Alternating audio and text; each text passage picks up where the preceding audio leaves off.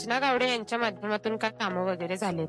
रचना गावडे आता नवीन उमेदवार आहेत आणि त्या आता फर्स्ट टाइम इलेक्शन लढवतात.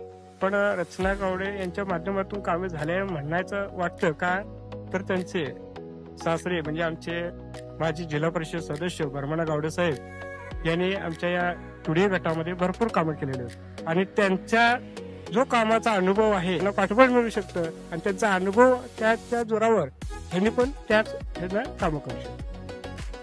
जिल्हा परिषद निवडणुकीच्या दृष्टिकोनातून रचना गावडे किंवा गावडे कुटुंबियाला साथ दिली पाहिजे असं तुम्हाला का वाटतंय जिल्हा परिषदच्या दृष्टिकोनातून?